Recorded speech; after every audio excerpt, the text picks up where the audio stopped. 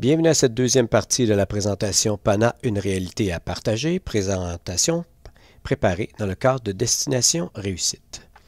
Alors, comme on voyait dans la première partie, on avait notre charmant menu. Alors, ce qu'on a vu dans la première partie, c'est la procédure PANA. Alors maintenant, nous allons voir Organisation et suivi, ainsi que les autres items. On y va tout de suite. Alors, Organisation et suivi. Alors, l'organisation se fait à 4 points. Premièrement, au niveau de l'élève. Ensuite, au niveau des enseignants, au niveau de la ou les directions et au niveau des parents, qui sont souvent, malheureusement, les oubliés dans ce cas-là. Alors, on commence par les buts. Alors, le but, c'est s'assurer que l'élève ait confiance en son milieu, droits et devoirs. L'élève, peu importe d'où il vient, peu importe la langue qu'il parle, peu importe sa langue maternelle, peu importe son degré de connaissance du français, doit être capable de comprendre quels sont ses droits et ses devoirs à l'intérieur de l'école.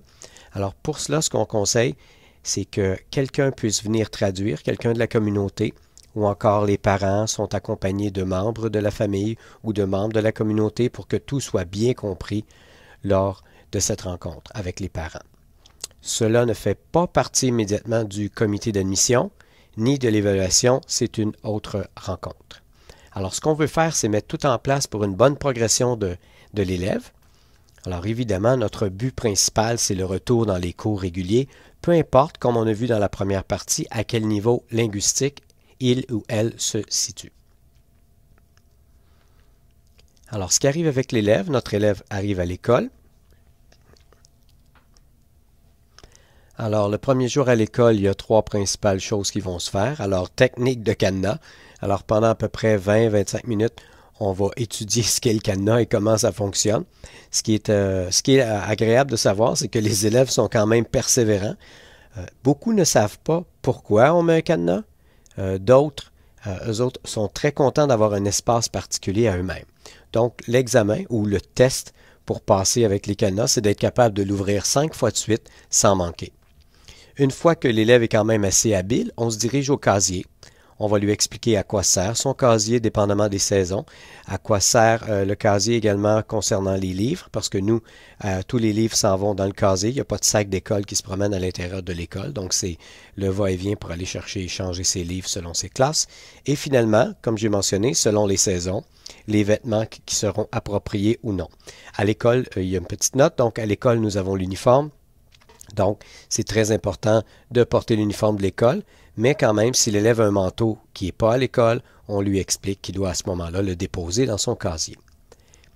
Par la suite, si l'élève a besoin d'alphabétisation, nous allons simplement l'emmener dans les cours ALF, dans les cours PANA d'actualisation linguistique et les cours d'appui dans PANA. Sinon, on fait un accompagnement en classe, même si l'élève parle un peu français, pas beaucoup, mais on voit qu'il a déjà été à l'école, on va faire de l'observation.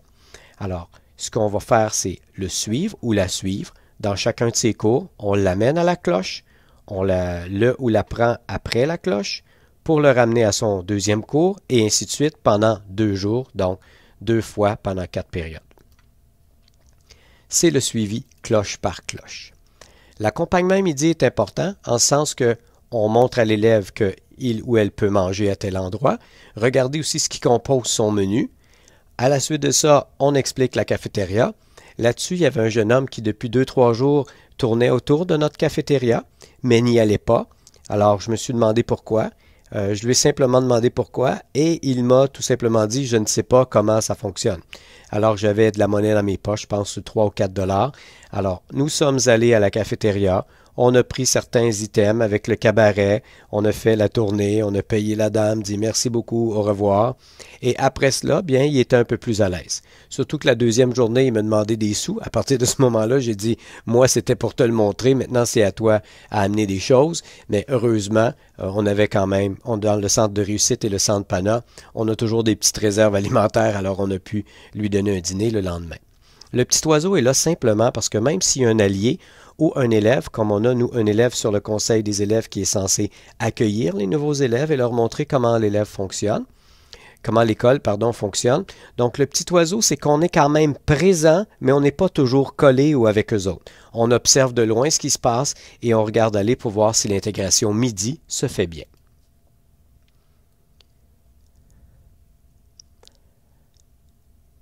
Alors maintenant, on va passer au rappel. Les voilà. Donc les rappels, alors quand on s'occupe des nouveaux arrivants, être disponible à tous les midis, c'est fondamental. Il faut être présent, il faut qu'ils nous voient, il faut qu'on soit là et heureux d'être là également pour eux autres. Deuxièmement, on invite d'autres élèves et ou membres du personnel à venir manger avec nous de façon aléatoire. Ce n'est pas nécessairement des élèves qui se connaissent, ce n'est pas nécessairement des membres du personnel qui connaissent ces élèves-là. Alors ce qu'on fait, on organise un dîner qui peut se faire dans le centre Pana si les élèves sont plus gênés, ou carrément, on met du ruban à policier, là, jaune et noir. Alors, il y a une table de réservée dans la cafétéria. Ça suscite un peu l'intérêt des autres élèves, la curiosité, et on va simplement, on va simplement manger là avec notre table pleine. Et souvent, ce qui arrive, c'est qu'après avoir vu ça une ou deux fois avec les nouveaux, certains élèves nous demandent même pour venir se joindre à nous et pour qu'on puisse les présenter aux nouveaux arrivants. Surtout si ce sont de beaux garçons et ce sont des jeunes filles de l'école qui les intéressent. On permet également les échanges de la langue d'origine, mais il faut faire attention parce que souvent, les élèves qui sont déjà ici, qui parlent l'autre langue, par exemple le lingala, ils vont avoir tendance après ça à avoir le premier réflexe de traduire dans leur langue au lieu de simplement eux-mêmes utiliser le français. Donc, le français devrait être prioritaire et après, on peut répéter dans la langue si la phrase française n'est pas comprise. Et ça, c'est seulement pendant quelques jours.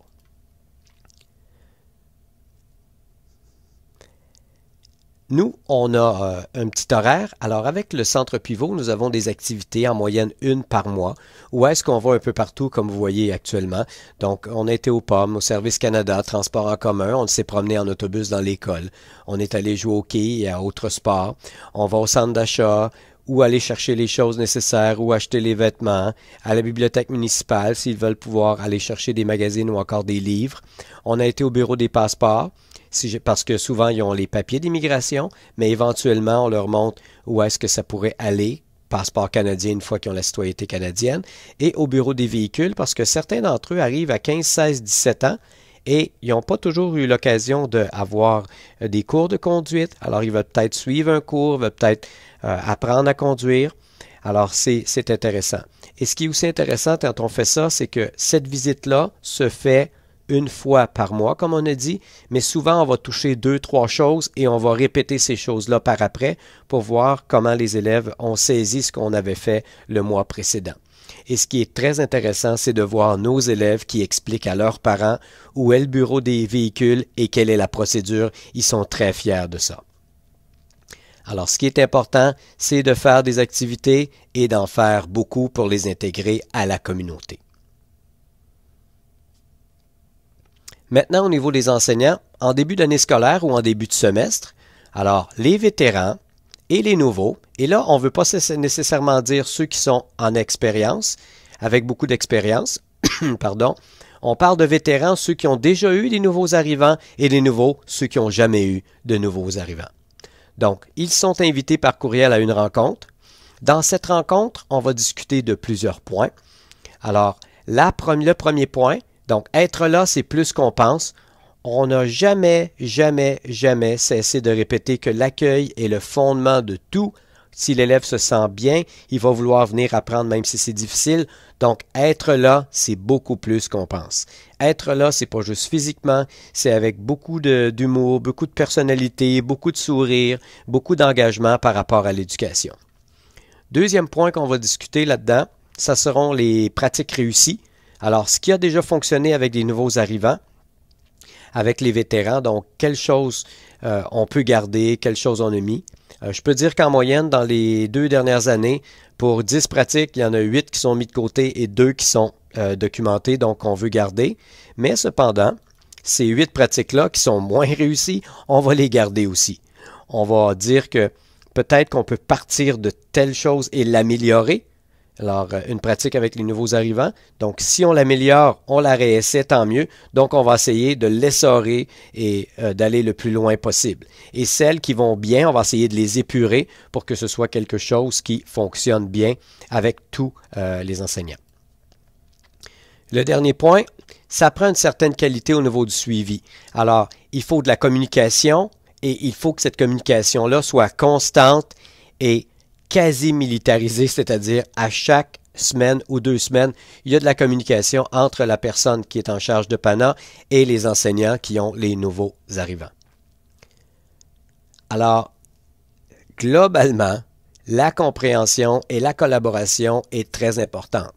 Et autant au niveau de l'enseignant par rapport au nouvel arrivant, qu'il soit compréhensif et qu'il puisse collaborer à son intégration, mais aussi de la part de la direction, de la part du responsable de PANA, de la compréhension vis-à-vis à cet enseignant-là qui va peut-être vivre quelque chose de différent, contrairement à son habitude en classe. Alors, la rencontre avec les nouveaux se fait aussi. Également, être là, c'est plus qu'on pense.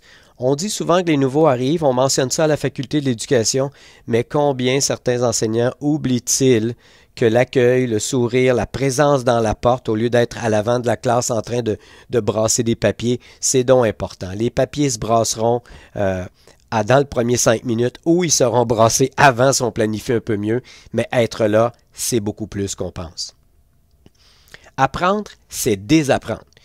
Autant pour les élèves qui avaient un autre milieu totalement différent ou qui n'ont pas été à l'école du tout, autant, pour les enseignants qui doivent désapprendre leur façon de fonctionner afin d'apprendre à intégrer nos nouveaux arrivants.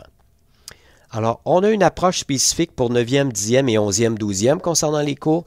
9e, 10e, on les suit comme une maman canard avec ses petits. En 11e année, au premier semestre, on laisse aller les élèves un peu plus. Il y a une communication qui se fait, toujours avec les enseignants, sauf que comme responsable PANA, je ne vais pas les voir à chaque semaine pour voir s'ils ont fait leurs devoirs, les leçons, si ça va bien. Je les laisse aller, j'y vais aux 2 semaines, et là, on peut voir si l'élève peut se prendre en main ou non. Évidemment, à la mi-semestre, donc le premier semestre de 11e année, à la mi-semestre, il y a une mise au point claire qui est faite, soit bravo, continue, tu peux ajuster ça, ou non, tu ne fais pas tes devoirs, il faut te suivre encore plus. Et là, on fait immédiatement venir les parents, même si c'est une première intervention qu'on pourrait dire, par rapport au fait que l'élève est à 1 an et demi, 2 ans ou 3 ans d'aller au collège ou à l'université et il n'est plus au primaire. Et c'est la même chose pour en 12e. Normalement, on connaît nos élèves, on sait qui est-ce qu'il faut suivre en 2e semestre de 11e année et en 12e année de plus précisément, donc plus serré, on peut les suivre de plus près et on sait aussi les élèves qui sont autonomes mais qu'il ne faut pas cesser de motiver et de féliciter. Dernier point, soutenir et accompagner est le fondement avec les nouveaux enseignants. Alors, on parle évidemment des enseignants et aussi des élèves, mais ce point-là, spécifiquement pour les nouveaux enseignants qui n'ont jamais eu de nouveaux arrivants, très important d'avoir une oreille attentive, d'avoir l'oreille ouverte, d'être à l'écoute des événements qui se passent en classe, des frustrations, des beaux succès. Alors, c'est très important de soutenir et accompagner ces enseignants qui n'ont jamais eu de nouveaux arrivants. Après ça, bien, ça va habituellement très bien et ils sont très contents d'avoir vécu l'expérience.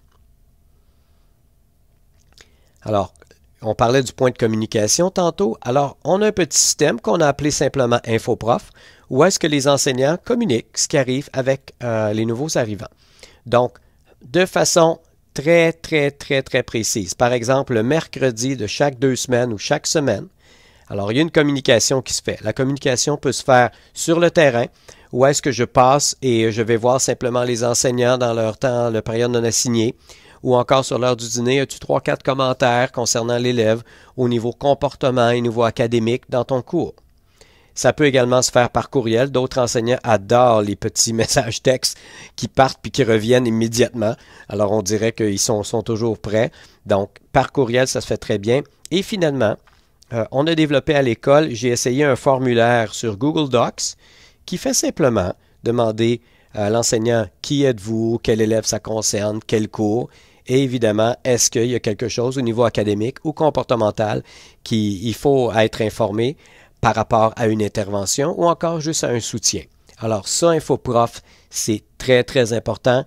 Et ce qu'on fait à ce moment-là, c'est qu'on va prendre toute intervention, tout commentaire, ça va être documenté.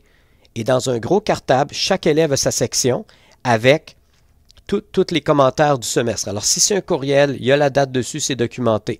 S'il y a une communication informelle, la date également est marquée, la date et l'heure et avec qui, quel prof, et ainsi de suite. On peut faire un gros suivi et avoir un portrait global de nos élèves assez rapidement.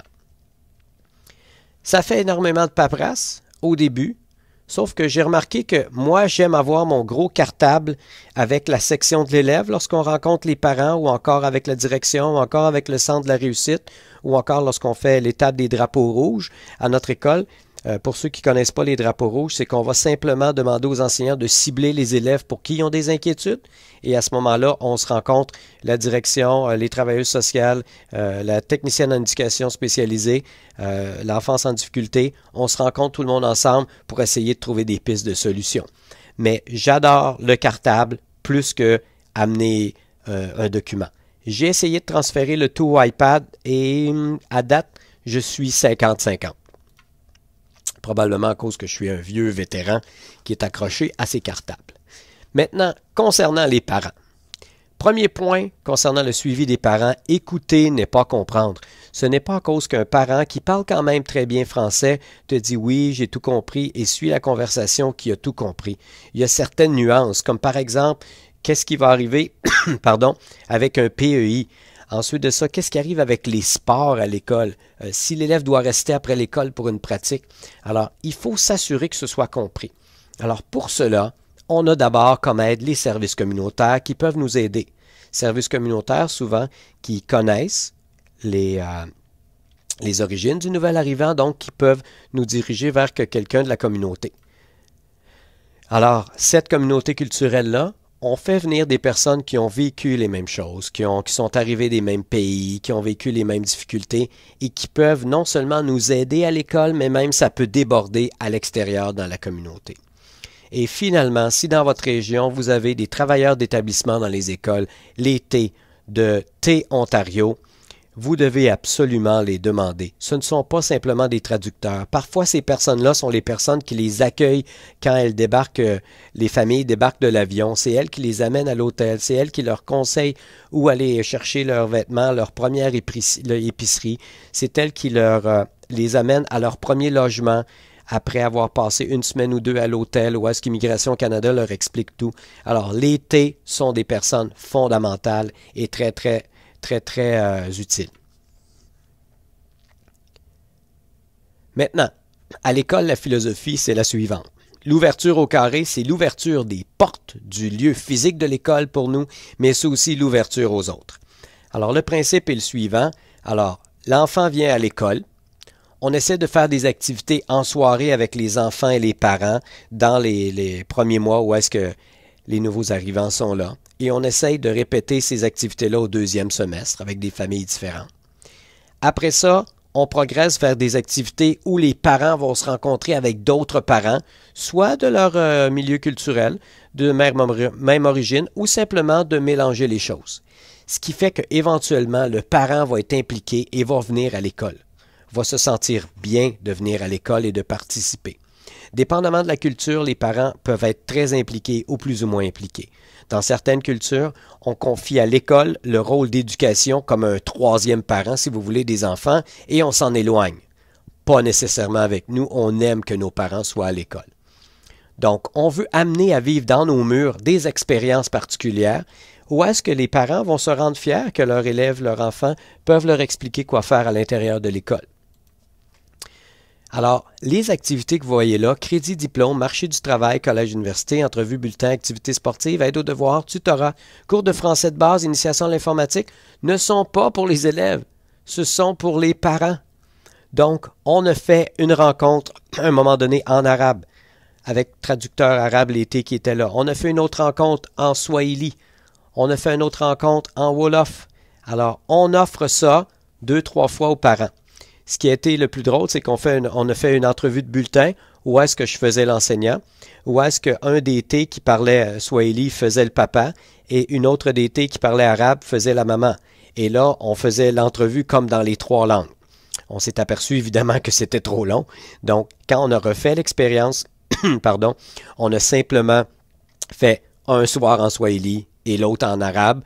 Et à partir de ce moment-là, on a eu beaucoup plus de personnes qui venaient spécifiquement et qui ont compris à quoi était vouée cette rencontre. Donc, c'était à expliquer comment ça se passe avec les parents. Et même à l'école, je peux vous dire qu'on a initié quelque chose il y a quelques mois, donc en peut-être avril 2013. Donc, ce qu'on a fait, c'est que maintenant, le responsable PANA agit comme tuteur de tous les nouveaux arrivants qui sont dans l'école. Et je peux vous dire que l'an prochain, on va en avoir 36. On est à 30 cette année. Donc, au lieu d'avoir les parents qui se promènent à 3, 4, 5 enseignants, avec quelqu'un qui essaye d'aller traduire, mais qui ne peut pas être trois places à la fois, on envoie des invitations officielles de l'école aux parents de se présenter à telle heure et pas nécessairement à la soirée des bulletins. Ça peut être n'importe quand pendant la semaine de remise des bulletins. Une semaine à l'avance, une semaine et demie, le responsable PANA, qui est moi en l'occurrence, rencontre chacun des profs pour savoir comment va l'élève, quels commentaires qu'il faudrait faire. Après ça, il y a un regroupement des commentaires, s'ils sont semblables, qui sont faits aux parents. Il y a quelque chose qui est rédigé par écrit aux parents. Et lors de l'entrevue, alors on prévoit un 30 minutes d'entrevue avec chacune des familles sur 2 semaines. Donc, c'est ça qui est discuté là. Donc, le point de référence est là, c'est plus simple. Et honnêtement, après ça, on vient que les parents nous reconnaissent comme personnes dans PANA et les enfants aussi. Donc, c'est comme s'il y a un peu des comptes à rendre. Et souvent, on demande aux enfants de se présenter avec les parents. Donc, parfois, s'il y a des commentaires qui sont un peu plus virils, qu'on pourrait dire pardon, tu ne fais pas tes devoirs ou tes leçons, on aimerait que tu les fasses, eh bien là, on s'adresse directement à l'élève et non pas aux parents pour qu'il le fasse faire par l'enfant, ce qui fait que le parent s'aperçoit qu'on travaille vraiment ensemble pour soutenir l'enfant, et ça, c'est très apprécié des parents d'enfants nouveaux arrivants. Donc, on a fait organisation et suivi. On va passer à organisation et cours PANA tel quel. Alors, premièrement, il faut vivre avec ses moyens. La dotation, c'est la dotation, on n'a pas le choix. Donc, souvent, mon directeur me dit que son rôle administratif, c'est de s'arranger pour que tout fonctionne, mais c'est aussi de soutenir les initiatives PANA. Et ça, si ça se fait, tout va bien aller. Le conseil scolaire nous offre la semaine d'orientation des nouveaux arrivants. Ça se fait au mois d'août, mais souvent, il y a des nouveaux arrivants qui peuvent arriver septembre, octobre, novembre, décembre. Donc, c'est beau cette semaine-là, il faut la garder. Sauf qu'à un moment donné, on peut regrouper tous les nouveaux arrivants qui sont arrivés dans le dernier mois, par exemple. Nous, on a fait jusqu'à 6 semaines et on les regroupe ensemble. Alors, les cours offerts. À notre école, on a essayé de faire un cours à la fois. C'est-à-dire, on a mixé des cours. On sait qu'au secondaire, les cours PANA sont actualisation du langage mise à niveau. Mais si l'élève arrive et n'a pas le niveau, comme on a vu dans la première partie de la présentation, ça ne va pas bien. Donc, ce qu'on a fait, on a essayé de mixer des cours. Donc, on veut que l'élève fasse quelque chose en même temps qu'on actualise la langue. Donc, l'an dernier, ce qu'on a fait, on a mixé art visuel et construction. Alors, les élèves faisaient des dessins, faisaient également des croquis beaucoup plus précis qui pouvaient se retrouver dans le cours de construction. Par exemple, ils ont dessiné des tabourets et les ont faits en bois après avec l'enseignant en construction. Donc, c'était 2 semaines dans une classe, 2 semaines dans l'autre sous forme de projet. Évidemment, ils devaient apprendre le vocabulaire des outils de classe, que ce soit des pinceaux, des crayons, des marqueurs. Ils devraient apprendre le vocabulaire qu'il y a également dans l'atelier, que ce soit un tournevis, une scie à découper. Et comme ça, l'élève fait quelque chose à l'école, ne fait pas juste être assis et essayer d'attraper la langue. Également, en 2e semestre, on a mixé ensemble, on a mélangé ensemble éducation physique et santé et hôtellerie et tourisme. Alors, on a parlé de santé, de nutrition. Les élèves dans hôtellerie et tourisme devaient apprendre à faire 5 déjeuners différents, 5 dîners différents et 5 lunchs différents, donc pour qu'ils puissent eux-mêmes essayer de faire leur lunch, leur dîner et s'amener des collations qui soient nutritives. Ces cours-là ont évolué parce qu'on était à notre première année vraiment d'essayer l'expérience. Ça a très bien fonctionné. Donc l'an prochain, ce qu'on va faire, c'est qu'on revient à la mise à niveau. Alors, on va faire un premier cours où est-ce que ça va être droit et civisme. Et également, il y a un document que les élèves et les parents qui veulent avoir citoyenneté canadienne doivent voir. Il y a des parties de ce document-là qui vont être vues en salle de classe, le vocabulaire spécifique aussi. Et en plus, on va faire de l'actualisation linguistique pour ceux qui en ont besoin. Évidemment, ceux que c'est alphabétisation, on recommence à la base, on sépare le groupe en 2 et on commence avec syllabes et mots et conversation. Donc ça, c'est l'évolution des cours. Ce que j'anticipe et ce que j'aimerais, c'est parce qu'il faut avouer que c'est pas juste la langue française qui manque, parfois. Il y a aussi les connaissances de base au niveau des sciences et des mathématiques. Donc, j'aimerais mettre un cours qui serait probablement bureautique de base, donc le traitement de texte, les tableurs, avec mathématiques pour la révision des concepts qui sont un peu souvent absents des nouveaux arrivants. Dernièrement, on ne peut pas faire autre chose que de respecter ce que je disais tantôt, la dotation et les nombres dans l'école. Ce nombre-là peut varier, comme par exemple, il y a 2 mois, ce qui était au mois de mai, on a eu 7 en fin de compte, nouveaux arrivants. Alors 6 du Congo et 1 du Liban. On doit absolument travailler avec ces nombres-là puis essayer de jongler. Si tout le monde arrivait au mois d'août, les nombres seraient parfaits pour les cours. Cependant, il faut s'ajuster pendant l'année. Et ça a l'air d'un casse-tête souvent, mais comme on dit, s'il y en a pour tout le monde, la langue française, il y en a pour un de plus. Non, je pense que c'est ma grand-mère qui disait ça avec la nourriture. En tout cas, au menu, donc on a vu l'organisation et les cours de PANA, donc les cours FFP. Alors, passons aux ressources. Alors, InfoProf, c'est donc le fameux cartable dont je parlais tantôt. Alors, c'est le recueil qui a toutes les informations sur chaque élève. Fondamental pour tout responsable PANA ou toute organisation qui a des nouveaux arrivants. À la suite de ça, on a Taclé. Taclé primaire, donc premier cycle du primaire, intermédiaire et secondaire. Alors, ça sert à établir un profil et continu de l'élève. Donc, on va vraiment regarder si l'élève à quel niveau il se situe, pardon. Sauf que ça, il faut que l'élève comprenne la langue française. Donc, on ne peut pas utiliser Taclé si l'élève n'a pas un minimum de rudiment de la langue française. Ça sert aussi à orienter la planification des interventions. Les enseignants, souvent, vont nous demander qu'est-ce que je peux faire en classe. À partir de ce moment-là, Taclé leur fournit des pistes et tout est très détaillé et très, très bien fait à l'intérieur de cette méthode-là. Et on sait maintenant que l'an prochain, probablement, Taclé va être disponible à l'informatique, ce qui serait une chose très excellente parce que des grilles et des feuilles, ça s'accumule dans le dossier langagier.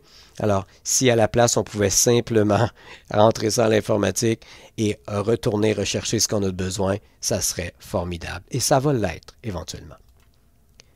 Prochaine ressource.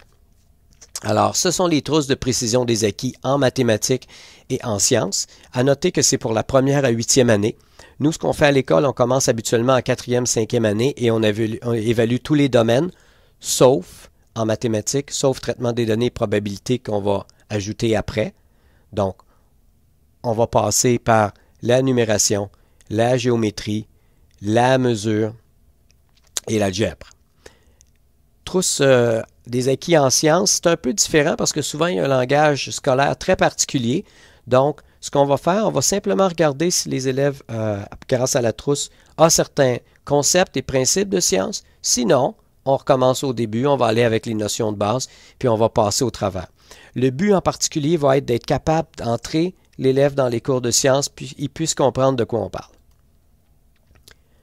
Prochaine ressource, enquête, qui sert puis également la trousse DRA, qui sert à comprendre le niveau, à saisir le niveau de compréhension des élèves en français, très utile, surtout la trousse enquête, les deux sont semblables, sauf que pour moi, la trousse enquête est plus rapide, et c'est celle qui est conseillée par mon conseil scolaire.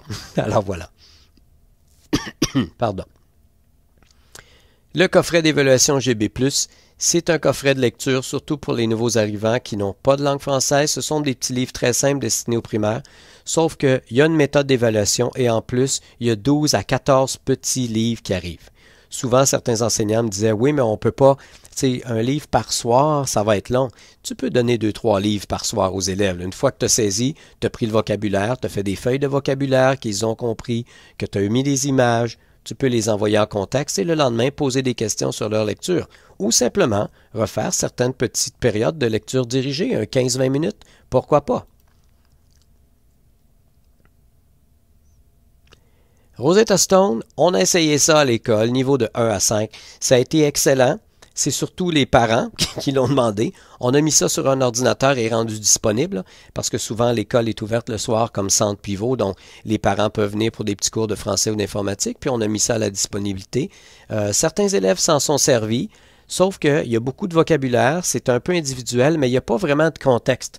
Alors, tu apprends beaucoup de mots de vocabulaire, sauf que tu ne sais pas dans quel moment les utiliser. Alors, c'est bon, sauf que c'est un appui. Je ne prendrai pas cet outil-là en salle de classe, ça ne remplace pas l'enseignant, mais si on voit qu'un élève est très motivé, est en avance, on peut le mettre là-dessus et ça va assez rapidement.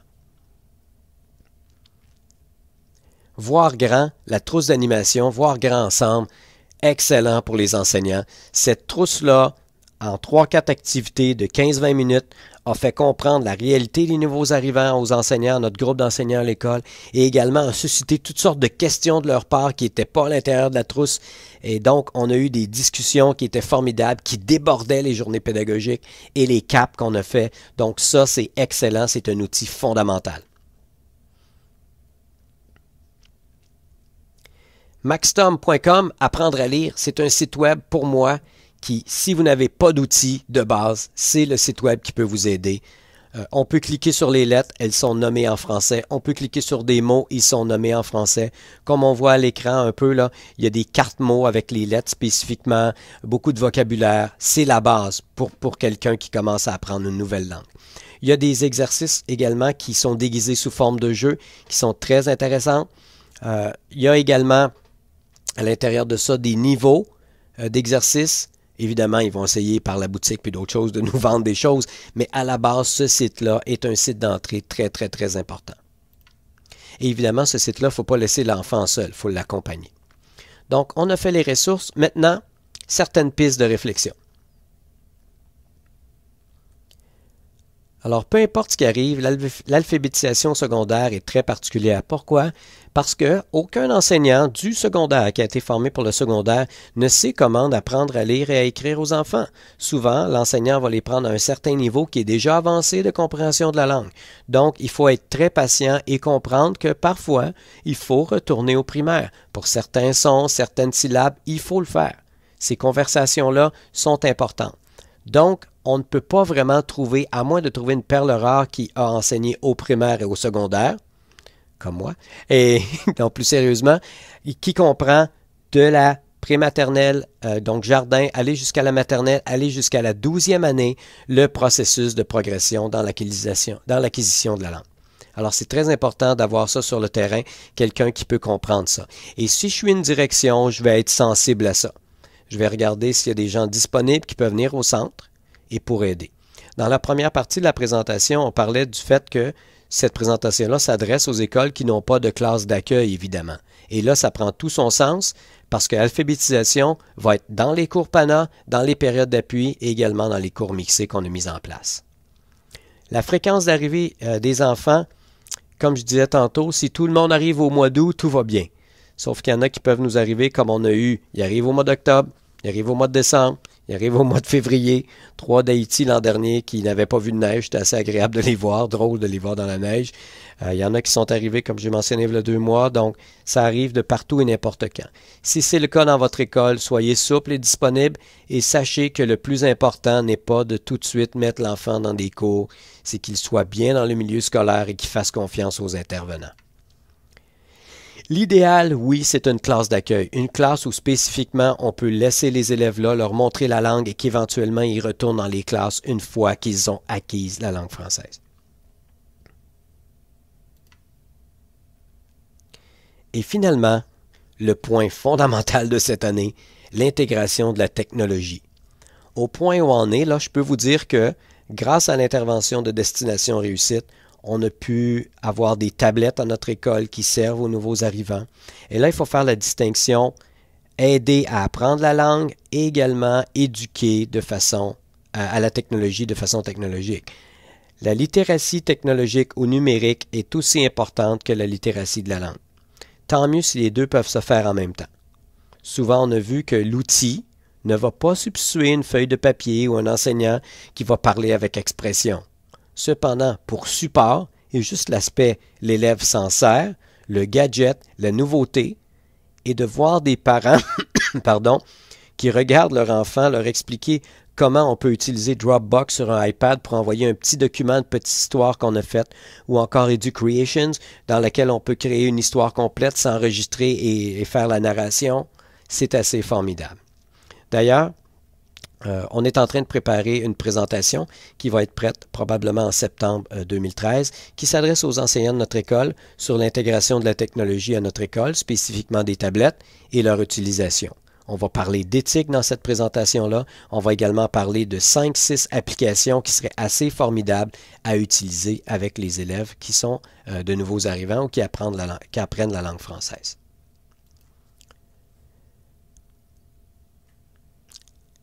Alors, nous avons terminé la partie réflexion. Il y a d'autres réflexions, mais on a laissé tomber ça pour aller au plus vite, au plus essentiel.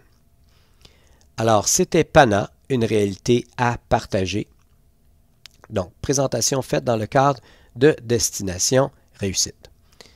Là-dessus, j'espère que la présentation vous sera utile ou vous a été utile et ça me ferait énormément plaisir de vous rencontrer. Je suis, beau bonhomme, je suis Donald Lebel, je suis le coordonnateur Pivot PANA et je travaille également en technologie des communications au CSDE-CSO, le Conseil 63, à l'École secondaire catholique EJ-La Jeunesse de Windsor, Ontario.